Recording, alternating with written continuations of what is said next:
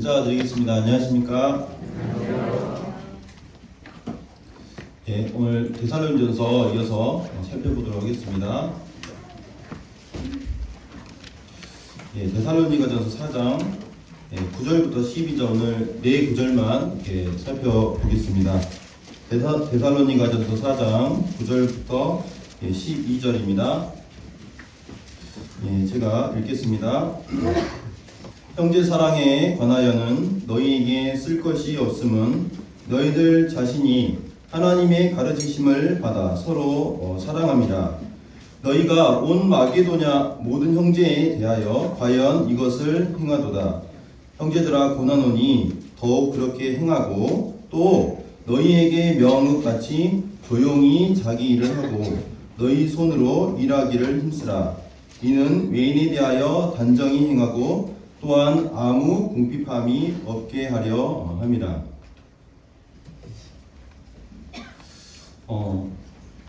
말씀을 살펴보기에 앞서서 이런 속담이 있습니다. 이게 초등학교 교과서에 나오는 속담인데요. 장님 코끼리 만지기라는 속담이 있습니다. 장님들이 이렇게 달라들어가지고 그 코끼리가 어떻게 생겼냐라는 것을 각자 이렇게 얘기를 합니다. 그래서 한 장님은 코끼리 다리를 이렇게 만져보더니 코끼리는 기둥이야 라고 얘기를 합니다. 또 어떤 코끼리는 배를 이렇게 막 만져보더니 코끼리는 벽이야 이렇게 얘기를 하고요.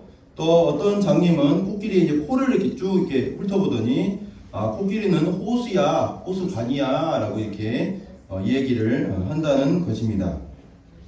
이것은 전체를 보지 못하고 한쪽 면만을 전부로 여기는 극단의 어떤 위험성에 대해서 경계해야 된다는 것을 말해주는 말이라고 보여집니다. 우리 신앙생활에서도 우리는 각자가 어떤 신앙생활의 중요한 부분들에 대해서 이야기를 합니다.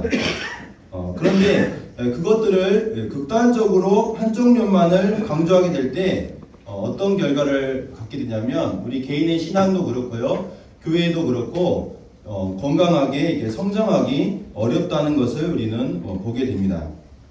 그래서 예를 들면은 어떤 성도는 이 전도 활동에 대해서 굉장히 열정을 이렇게 가하다 보니까 이제 개인적으로 성경을 연구하고 또 기도하는 이런 거에 소홀하는 이런 면들이 있게 되고요. 또 어떤 성도는 반대로 개인의 어떤 그런 신앙의 관리에 굉장히 열을 내다 보니까 정작 우리 주변에 잃어가는 그런 영혼들에 대해서 마음 쓰지 못하고 소홀하게 되는 그런 이 극단의 애가 있습니다. 또 어떤 경우는 교회의 어떤 거룩함에 대해서 굉장히 이렇게 강조하다 보니까 성도 간의 사랑과 연합으로 용납하는 이런 부분에서 이렇게 터부시하게 되는 이런 경우가 있고, 또 반대의 경우도 성도 간의 사랑의 이런 연합을 강조하다 보니까 어떤 거룩함의 수준을 낮추게 되는 이러한 극단의 애가 그런 애입니다. 사탄은 균형이 아니라 극단으로 몰고 가는 전문가이다라는 말이 있습니다. 사탄은 이게 성도들의 삶의 한쪽 면만을 계속해서 그것이 좋은 것인데 그것만을 이렇게 추구하게 하면서 결국에는 이렇게 건강하게 균형 잡힌 이런 신앙의 삶들을 살지 못하게 해서 결국 힘을 잃게 하는 이런 일을 한다는 말입니다. 오늘 제가 데살로니가 이제 4장의 말씀을 이렇게 교제하기를 원하는데 이 내용 가운데 이런 부분이 있어서 말씀을 드렸습니다. 먼저 지난번에 살펴봤던 내용들은 이제 4장부터 사도 바울은 데살로니가 교회의 당면에 있던 실제적인 이 권면들을 이렇게 하고 있습니다. 그래서 1절과 2절은 이제 이 부분에 대해서 서론적인 이야기들로 지금부터 하는 이런 이야기들은 성도로서 마땅히 해야 할 것이고 또 이렇게 행하는 것이 의무일 뿐만 아니라 하나님을 참으로 기쁘시게 하는 이러한 일들이라는 것을 이 사도 바울은 먼저 언급을 하고 있는 것을 보게 됩니다. 그리고 이어서 이제 3절부터 8절까지 이 성적인 타락함에 대해서 이제 거룩한 삶을 살아야 된다는 것을 말해주는 부분을 지난 시간에 함께 살펴봤습니다. 이제 9절부터 12절까지의 말씀은 당시에 이제 균형을 잃어버린 데살로니가 교회의 이 형제 사랑에 대해서 이제 사도 바울이 권면하고 있는 이 말씀을 이제 좀 살펴보기를 원합니다. 그래서 이 균형 있는 삶이라는 주제로 말씀을 교제하겠습니다. 그러면 본문의 말씀을 함께 보도록 하겠습니다. 먼저 9절 말씀을 보시면요. 사도 바울은 이 형제 사랑에 관하여는 너희에게 쓸 것이 없다라고 먼저 이야기를 하고 있습니다. 사도 바울이 이 서신서에 기록할 때 무엇에 관하여는 이런 표현을 종종 사용하게 되는데 디모데로부터 이제 이 데살로니가 교회의 상황에 대해서 들은 이 사도 바울은 거기에 대해서 이제 하나씩 다루고 있는 것을 보게 됩니다. 그래서 여기에서는 이제 형제 사랑에 관하여는 이제 말을 하고 있는데 거기에 대해서 놀랍게도 너희에게 쓸 것이 없다 이렇게 말하고 있습니다. 지난번에 봤던 것처럼 데살로니가전서 이제 3절부터 8절까지 거룩한 삶에 대해서는 굉장히 자세하고 많은 양을 기록하고 있는 이 사도 바울의 이런 모습과 달리 이 형제 사랑에 관해서는 너희에게 쓸 것이 없다라고 말하고 있는 이것은 정말로 그 교회가 형제 사랑에 관하여서는 덧붙일 것이 없는 이런 모습이라는 것을 우리에게 먼저 보여주고 있습니다. 그래서 우리가 지난 데살로니가서 1장 3절에서 보면은 형제를 향하여서 그들은 사랑의 수고를 하고 있다고 이미 살펴봤었습니다. 그래서 내면으로부터 그들의 마음으로부터 형제를 사랑하여서 수고를 아끼지 않는 이런 모습을 그들이 가지고 있었고 아마 이것은 사도 바울이 데살로니가 성도들을 사랑하는 그 마음 때문에 자신의 목숨까지도 내어주고자 하는 그러한 이 모습과 많이 닮아 있는 것을 보게 됩니다. 그래서 어떻게 이러한 형제 사랑에 관해서 쓸 것이 없을 정도로 놀라운 사랑을 실천할 수 있었느냐에 대한 이 비결을 말하고 있는데 그 다음 부분에 이렇게 나와 있습니다. 너희들 자신이 하나님의 가르치심을 받았기 때문이라고 말하고 있습니다. 사도 바울은 데살로니가 성도들이 자신에게 형제 사랑에 대해서 배웠다라고 또는 받았다고 말하지 않고 있습니다. 또 어떤 놀라운 훌륭한 성경 교사가 형제 사랑에 대해서 이렇게 저렇게 말해줬기 때문이라고 말하고 있지 않는 것입니다. 그것은 바로 데살로니가 성도들이 하나님으로부터 직접 가르침을 받았기 때문에 그러한 놀라운 사랑을 실천할 수 있었다고 지금 말하고 있는 것입니다. 그래서 다른 이 성경들을 보게 될 때 그들이 그럼 또 다른 어떤 계시를 받았느냐 그것이 아니라 그들이 구원을 받게 되었을 때 우리가 믿게 되었을 때 성령님께서 우리 안에 거하셔서 우리 가운데 하나하나 말씀들을 해가시고 또 성령님의 역사로 말미암아 변화되는 이러한 것들이 있는데 아마 그것을 말하고 있지 않는가 하는 것을 보게 됩니다. 그래서 요한일서 2장 20절에 이 성령님께서 가르치시는 이러한 부분들에 대해서 너희는 거룩하신 자에게서 기름 부음을 받고 모든 것을 안다고 말하고 있습니다. 그래서 이 성령님께서 성령님을 받게 되면서 이러한 것들에 대해서 알게 되는 이런 부분들에 대해서 보게 되고 또 로마서 5장에서는 소망이 부끄럽게 아니함은 우리에게 주신 성령으로 말미암아 하나님의 사랑이 우리 마음에 부음바 되었다라고 말하고 있습니다. 그들이 우상에 찌들어 살아가고 하나님을 배반하고 살았고 또 쾌락과 돈이 전부인 것처럼 자기 자신을 위해서 살아왔던 그들의 삶이었는데 성령님께서 그들의 마음 가운데 하나님의 사랑을 알게 했을 때 하나님의 은혜가 그들 가운데 어떻게 비춰졌는지 그들이 비로소 깨닫게 되었을 때 그들과 동일하게 구세주 되신 주님을 믿는 성도들을 향하여서 마음이 열리고 그들과 함께하고자 하는 그들을 사랑하게 되는 이러한 변화를 받게 된 것입니다. 그래서 우리가 구원받은 이후에 누군가가 형제 사랑을 가르쳐주지 않았습니다. 그런데도 불구하고 형제인들과 자매인들과 함께 같이 있고 싶어하고 또 성도님을 초대해서 함께 식사하고 싶고 또 어려움에 대해서 함께 기도하고 싶고 또 뭔가 필요한 것을 주고 싶은, 내 것을 내어주고 싶은 이러한 마음이 우리 마음 가운데 일어나는 것입니다. 그래서 갈라디아서에서는 성령의 열매에 대해서 언급을 할 때 오직 성령의 열매는 가장 먼저 무엇이 나와 있습니까? 사랑이라는 것을 말해주고 있습니다. 그래서 다시 말해서 하나님의 은혜가 이미 그들이 서로 사랑하게 이끌었다는 것을 말해주고 있는 것입니다. 하나님께서 우리를 위해서 어떠한 희생을 치료해 주셨는가, 이러한 하나님의 은혜를 깨닫게 될 때 우리는 서로 사랑하게 되는 것입니다.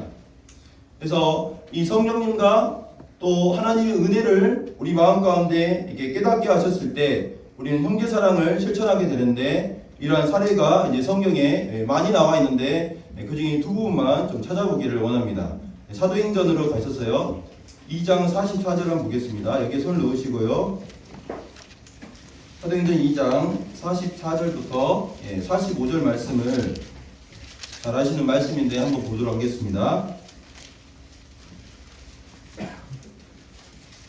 사도행전 2장 44절 믿는 사람이 다 함께 있어 모든 물건을 서로 통용하고 또 재산과 소유를 팔아 각 사람의 필요를 따라 나눠주며, 여기 예루살렘 초대 이 교회에서 일어났던 사랑의 모습이 기록되어 있습니다.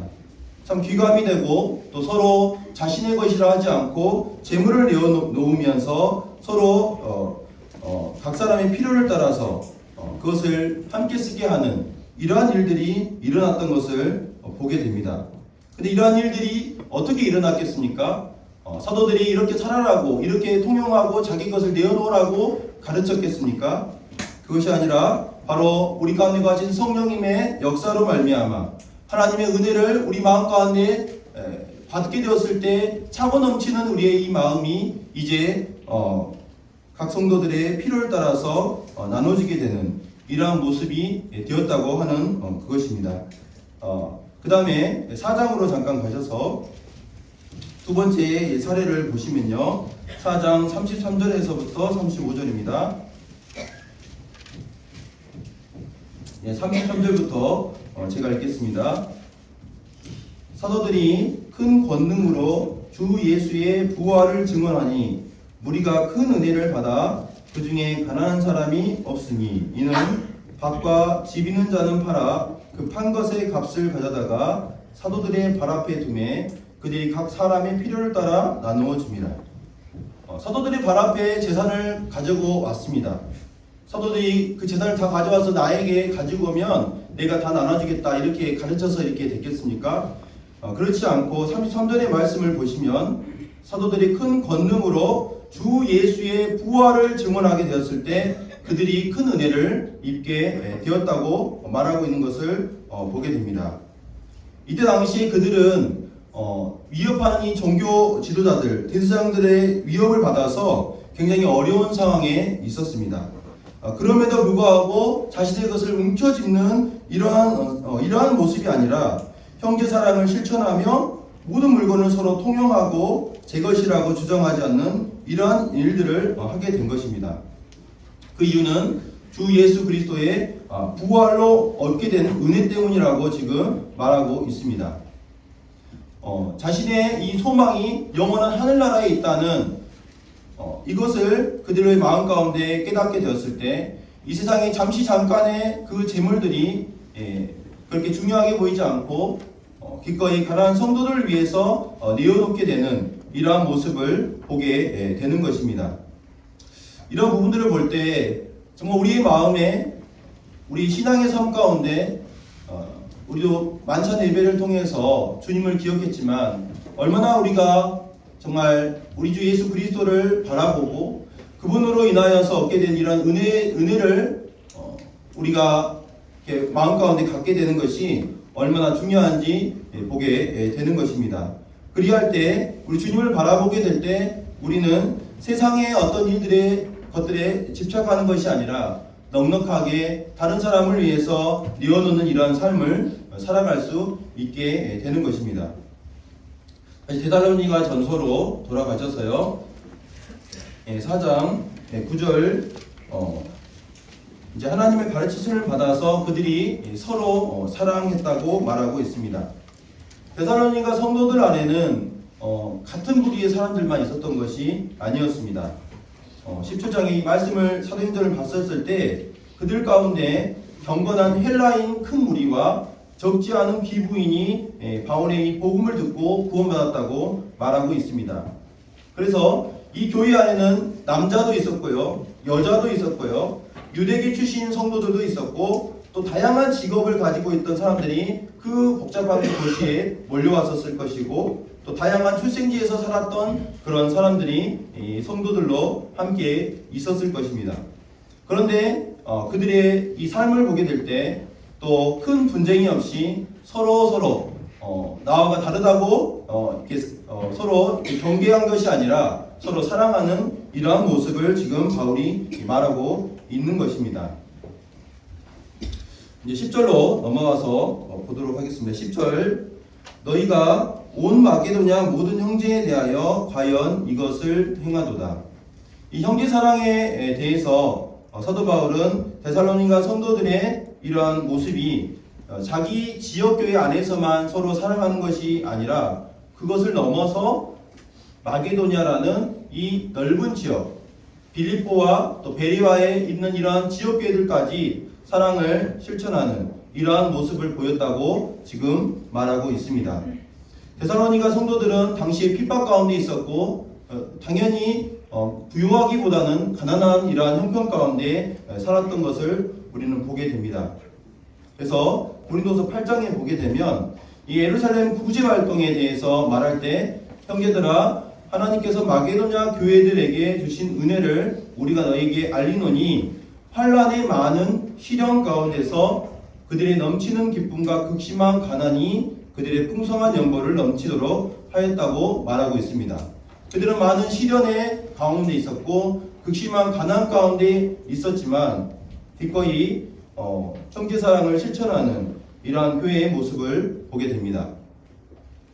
이 부분을 보면서 이스라엘에 있는 두 개의 그 호수를 생각하게 되었습니다.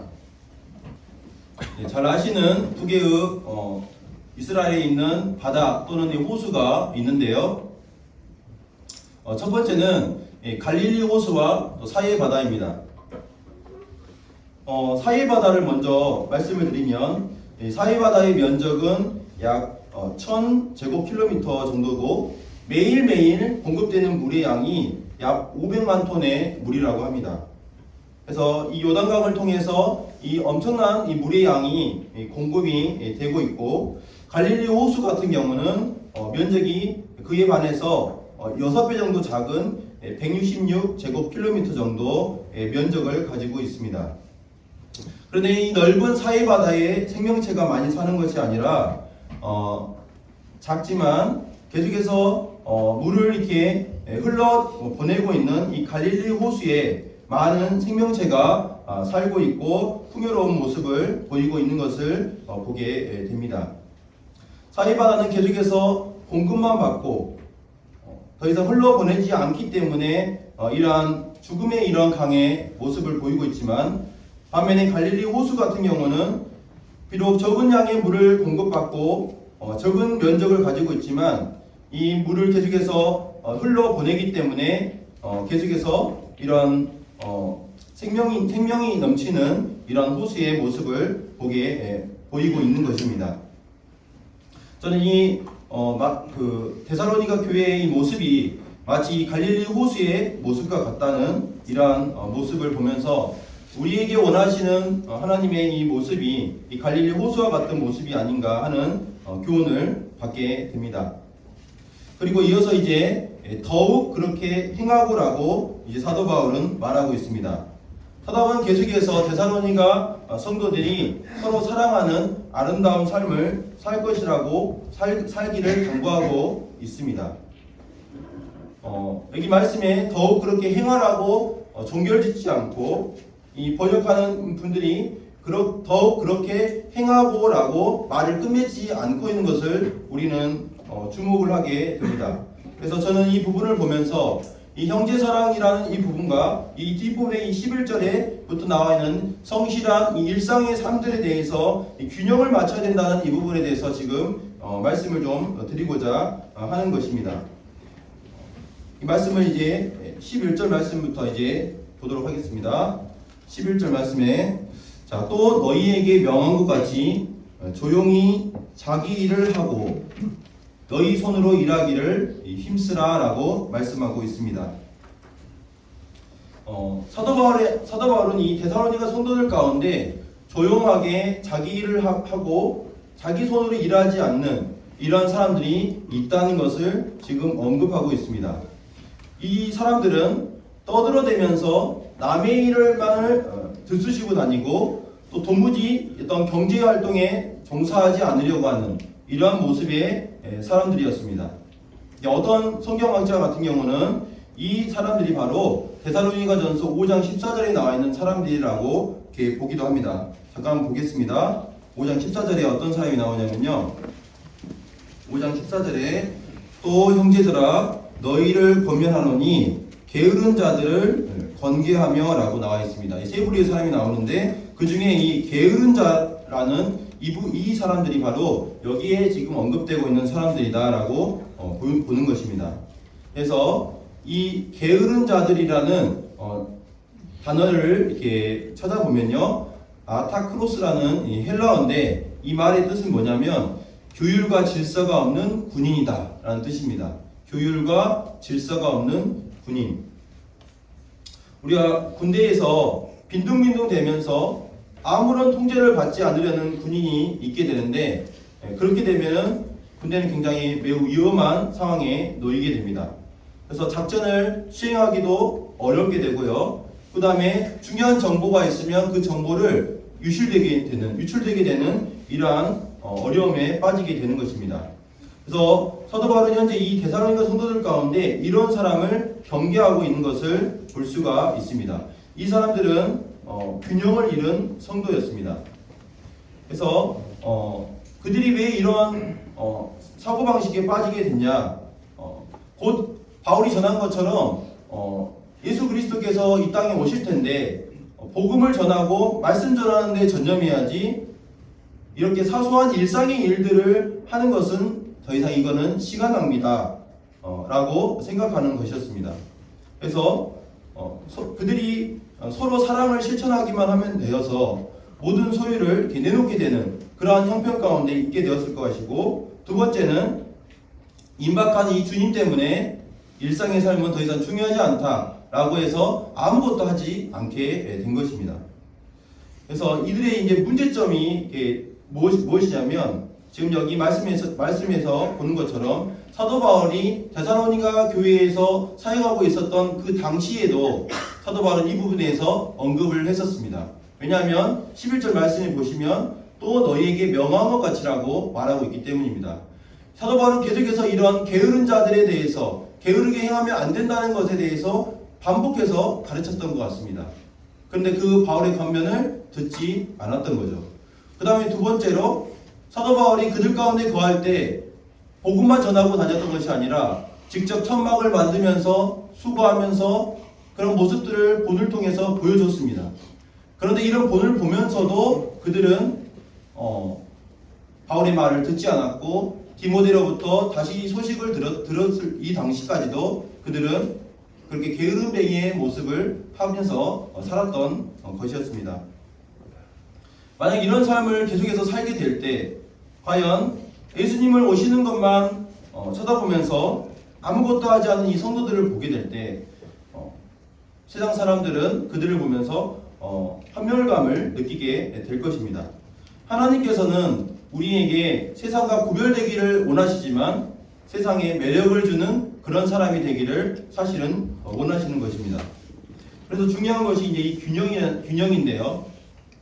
균형을 잃어버린 이 데살로니 성도들을 보면서 사람이 얼마나 한 가지의 사실에 집착하게 되면 그것이 전부인 것처럼 여기게 되는지 우리는 볼 수가 있는 것입니다. 그래서 바울이 이 형제 사랑과 자기 일을 충실히 하라는 이 두 가지 균형을 가르치기 위해서 이 세심한 이 배려를 하고 있는 것을 이 본문을 통해서 보게 되는데, 사람이 한쪽 극단에 대해서 이렇게 이야기를 하게 되면 반대쪽은 아예 이렇게 안 하게 되는 이런 경향이 사실 사람에게 있습니다. 만약에 이 형제사랑에 대해서 잘하고 있는 이 형제사랑에 대해서 언급을 하지 않았더라면 데살로니가 성도들은 아마 이제 흩어져서 그러면 각자 자기 일을 하게 되는 이러한 극단으로도 가게 되었을 거라는 것을 우리가 볼 수가 있는 것입니다. 그래서 이제 제가 이 부분을 곰곰이 이제 생각하면서 제가 제 딸한테 이제 공부를 가르칠 때 이제 이런 말을 합니다. 쉬어가면서 해라고 이렇게 얘기를 해요. 쉬어가면서 해. 그러면 이제 쉽니다. 언제까지 쉽니까? 쭉 쉬는 거죠. 극단으로 가는 겁니다. 계속 텔레비를 계속 보고 있거나. 예. 그래서 어떻게 얘기를 하냐면 문제집 한 권 끝나고 나면 10분 쉬고 문제집 한 권 끝내 이렇게 얘기를 합니다. 그것처럼 지금 이제 사도 바울이 형제사랑이라는 이 아름다운 것과 또 자기 일을 충실히 하라는 이 두 가지의 이 균형 잡힌 이 시각을 갖도록 지금 바울이 이렇게 이야기를 하고 있다고 하는 것입니다. 그래서 이 극단으로 간 그 게으름뱅이에게 성도들에게 사도 바울은 세 가지의 명령을 하는 것을 볼 수가 있습니다. 첫 번째는 조용히라고 되어 있습니다. 조용히. 조용히라는 말은 전에 한글 개혁 한글에서는 종용하여라는 이 동사로 되어 있었는데 개정판이 되면서 이제 조용히라는 이 말로만 되어 있는데 사실은 이 다른 이 영어 성경이나 보게 되면 동사의 형태로 되어 있는 것을 볼 수가 있습니다. 그들이 주님이 오신다고 하면서 떠들어대면서 흥분을 가라앉지 못하고 이러 살아가는 그들의 삶이었던 것을 보게 되는데 사도 바울은 그들에게 조용한 삶을 살라, 조용한 안정된 심령으로 살라고 먼저 첫 번째로 명령을 하고 있습니다. 우리가 어떤 분위기를 조장해서 광신도와 같이 어떤 무언가를 말로 말을 많이 해가지고 하려고 하는 그것이 아니라 우리의 삶이 안정되어 있고 또 조용한 심령 가운데 살아가는 이런 모습이 사실 믿지 않는 세상 사람들에게 귀한 간증이 되는 것입니다. 그 다음에 두 번째는요, 자기 일을 하라고 말하고 있습니다. 자기 일을 하라. 이 말은 자기 일에 관심을 가지라는 것입니다. 자기의 일상에 전념하라는 말입니다. 우리는 하루하루 살아가면서 여러 가지 일상생활을 하게 됩니다. 소소하게 여기는 이런 일상의 일들, 직장에 가서 성실하게 일하는 것, 가족을 부양해 나가는 것, 또 집에서 집안일을 하는 것, 또 엘리베이터에서 만나는 이웃과 만나는 그런 시간들, 또 지역사회의 어떤 필요를 돕는 것, 그 외에도 여러 가지 상식선에서 우리가 맡게 되는 여러 가지 일상의 일들이 바로 이 자기 일에 해당되는 것입니다. 그래서 이러한 자기 일에 충실하게 해 나가는 것에 대해서 사도 바울은 그들에게 지금 권면하고 있는 것입니다. 자기 일에 충실한 사람은 결코 다른 사람의 일에 이렇다 저렇다 참견하고 다닐 새가 없을 것입니다. 충실하게 자기의 직장에서 가정에서 해가는 이런 모습들을 통해서 세상 사람들 우리에게 매력을 느끼게 되고 주님을 소개할 수 있는 이러한 기회를 얻게 된다는 것을 바울은 지금 말하고 있는 것입니다. 그 다음에 세 번째는 자신의 손으로 일하기를 말하고 있습니다. 자신의 손으로 일하라. 당시 헬라 문화에서는 헬라 문화, 그리스 문화가 다 그렇지 않습니까? 이게 새로운 어떤 철학이나 이런 것들에 논쟁하고 말하고 그런 거를 가치 있게 생각하지 손으로 노동하는 것은 노예들이나 하는 일이다. 이렇게 경멸했던 이런 경향이 사실 있었습니다. 그렇지만 하나님께서는 창세기에서 아담에게 경작하도록 하라고 하는 걸 통해서 이 정직한 이 노동에 대해서 굉장한 가치를 부여하셨고 정직한 노동을 하는 것을 하나님이 기뻐하신다는 것을 말씀해 주셨습니다. 이렇게 자기 손으로 일하는 이러한 삶을 살게 될 때 경제적으로 의존할 필요가 없게 되고 또 우리가 벌어들이는 그런 수입을 통해서 가난한 성도를 돕고 더 나아가서 복음을 전하는 이런 일에 재정적인 지원을 우리가 할 수 있게 되는 것입니다. 그래서 사람이 지옥에 가는데 덧없이 시시한 일에 내 기력을 낭비하겠는가 하면서 자기의 이 하는 일들을 가볍게 여기는 이런 태도는 우리는 버려야 하는 것입니다. 그래서 복음 전하는 것이 또 일상의 삶들을 살아가는 것이 별개의 일이 아니라 그것이 하나의 일이라는 것을 사도 바울은 말하고 있는 것입니다. 자, 이 일들에 힘써야 되는 이유에 대해서 이제 12절의 말씀에 이렇게 말하고 있어요. 두 가지 이유를 말하고 있는데요. 첫 번째는 이는 외인에게 대하여 단정히 행하고 라고 되어 있습니다. 여기 나와 있는 이 외인은 세상 사람들을 뜻하고 있습니다. 그 다음에 단정이라는 단어는 적당한 모습이고 보기 좋다는 이러한 뜻을 가지고 있습니다. 그래서 그렇게 조용히 자기 일을 해 나갈 때 자기 손으로 일해 나가는 모습을 보일 때 세상 사람들은 우리를 보면서 참 보기 좋고 적당한 모습이다. 나도 저들의 삶과 같이 함께하고 싶다. 이런 마음을 갖게 된다는 것입니다. 그래서 마태복음 5장에서도 이같이 너희 빛이 사람 앞에 비치게 하여 그들로 너희 착한 행실을 어떻게 해요? 본다고 했습니다. 보고 하늘에 계신 너희 아버지께 영광을 돌리게 하라. 우리는 원든지 원치 않든지 세상 사람들이 우리를 보고 있습니다. 그러한 모습 가운데 우리가 해야 할 일에 대해서 지금 사도 바울은 말씀하고 있는 것이고, 우리 이 착한 행실을 통해서 하나님이 어떤 분인지 우리는 보여주는 것입니다. 누구도 이 게으름뱅이의 말을 믿을 사람은 아무도 없습니다. 그래서 자기 일에 성실한 그런 사람의 말을 신뢰하는 것이죠. 그 다음에 두 번째 이유는 궁핍함이 없게 하려 함이라고 말하고 있습니다. 조용히 자기 일상의 생활을 성실히 해야 되는 두 번째 이유는 필요를 자신의 경제 활동을 통해서 공급받음으로써 더 이상 다른 성도에게 짐을 지우지 않게 된다는 것입니다. 하나님께서 이미 우리에게 일할 수 있는 어떤 힘과 또 일할 수 있는 어떤 여건들과 지혜를 허락해 주셨습니다. 그것을 사용하라고 하나님께서 주셨는데, 이렇게 우리가 자기의 일에 성실함으로써 자기의 필요를 자기가 채워가는 이것이 바로 또 다른 형제사랑인 것입니다. 물론 자기가 물질을 많이 벌어서 다른 성도를 돕는 것도 형제사랑이겠지만, 내가 할 도리를 내가 다 잘 책임을 지고 할 수 있는 이것 자체가 사실은 다른 성도에게 폐를 끼치지 않는 것이고 형제사랑을 실천하는 것입니다. 그래서 우리가 여기 직장을 다니고 계시는 분도 계시고 또 대학생활을 하고 계시는 분도 계시는데, 그러한 현장에서 자기 할 도리를 잘하는 이것이 바로 또 성도를 사랑하는 일이라는 것을 기억하면서 또 복음을 전할 수 있는 그런 길이라는 것을 기억했으면 좋겠습니다. 이제 사도 바울의 이 말씀을 이렇게 정리하면요, 우리는 형제 사랑을 실천해야 됩니다. 데살로니가 교회의 모습처럼 정말로 아름다운 이런 형제 사랑을 실천해야 되겠죠. 또 주님의 오심을 심히 임박한 이 주님의 오심에 대해서 우리는 바라보고 또 그것을 기대하며 살아야 될 것입니다. 그렇지만 반면에 일상의 삶들만에 우리가 사로잡혀 있다면 또 문제가 될 것입니다. 두 가지 모두의 균형을 사도 바울은 지금 말하고 있습니다.